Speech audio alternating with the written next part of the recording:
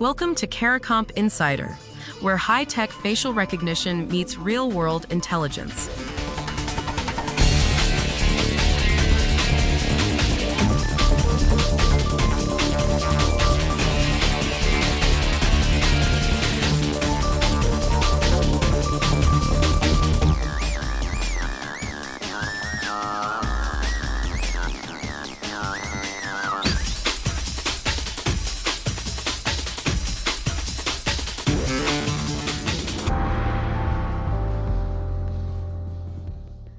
A judge looks at an investigator and asks one question: what's your false match rate?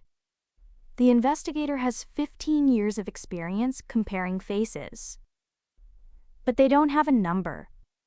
And that silence, that pause without a figure, is about to become the most dangerous moment in modern casework. This matters whether you carry a badge or just carry a phone. Every time you unlock your device with your face, you're using the same underlying technology that's reshaping courtrooms right now. And if you've ever worried that AI is replacing human judgment, that some algorithm is going to decide who you are without anyone checking, I get it. That fear is honest. But what's actually happening is stranger, and in some ways, more urgent than full automation. The technology isn't replacing people. It's raising the bar for what people have to prove. So what does that new bar actually look like? And why is it moving so fast? The identity verification market in the United States was worth about $3.3 billion in 2025. According to Mark Group research, it's projected to hit $9.5 billion by 2034. That's nearly triple in 9 years. And globally, the picture is even bigger. The worldwide market reached $11.8 billion in 2024 and is expected to more than double to $26.7 billion by 2034. That growth rate is faster than cloud computing over the same period. Why? Because banks, insurers, telecom companies, and online retailers have all moved identity verification from a nice-to-have into a mandatory compliance requirement. That shift doesn't just affect corporations. It resets what everyone, including courts, considers an acceptable way to prove someone is who you say they are. Now, within that market, there's a race happening between two approaches.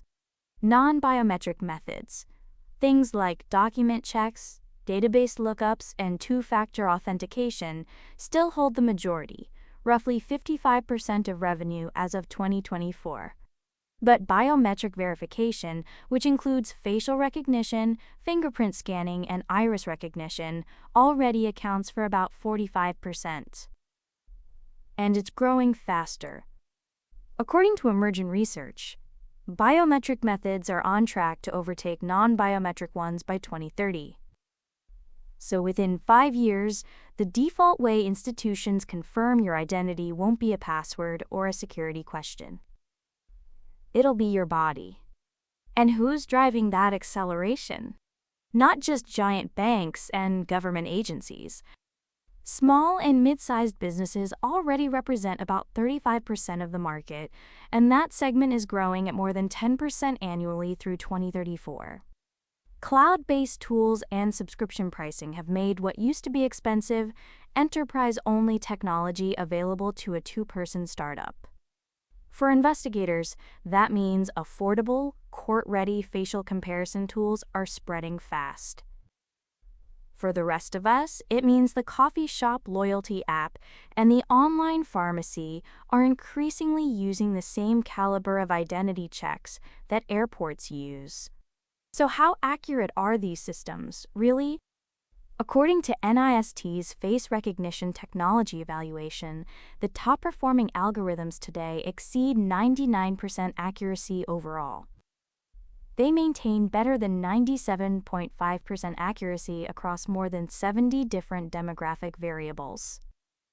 And in large database scenarios similar to law enforcement use, searching through up to 12 million images. NIST's investigative performance evaluation shows the top 30 algorithms correctly match a photo between 98 and 99.4% of the time. Those aren't marketing claims from a vendor brochure. That's independent U.S. government testing.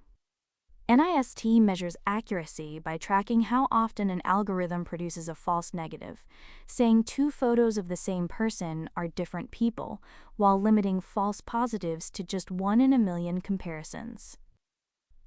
1 in a million. Once a number like that enters a courtroom, I've been doing this a long time, starts to sound like an opinion, not evidence. But, and this is where the fear of full automation meets reality, no one has ever been arrested based solely on a facial recognition search. Not once. A lot of people believe these systems work like a vending machine. Feed in a photo, get back a name, case closed. That belief makes sense. Tech companies market their products as seamless and autonomous, and headlines love the word match. But according to the Bipartisan Policy Center and law enforcement protocols like the NYPD's, facial recognition doesn't confirm identity. It generates a list of candidate images that look similar. A lead, not a verdict. Independent, investigator-gathered evidence is still required to establish probable cause. The analogy that fits best comes straight from forensic history. For decades, I saw his face and I'm sure it was him, was enough in a courtroom. Then DNA evidence arrived and suddenly juries expected measurable proof. Facial comparison is going through that exact same transition right now. The winning formula, according to researchers, is algorithm plus human verification plus a documented procedure. That combination outperforms either the software or the human working alone. For professionals, that means your expertise isn't obsolete, but it has to be paired with tools and written down in a way someone can audit. For everyone else, it means there's a human being in the loop. The machine narrows the field. A trained person makes the call. The real disruption isn't that technology replaces human judgment. It's that technology has given human judgment a scoreboard, and now everyone can see the numbers. So here's what to carry with you.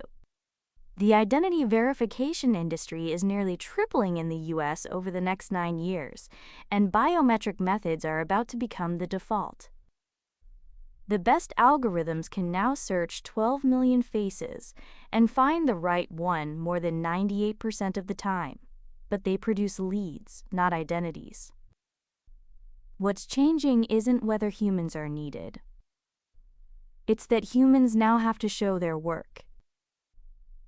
Whether you're building a case or just unlocking your phone, the era of trust me is giving way to prove it.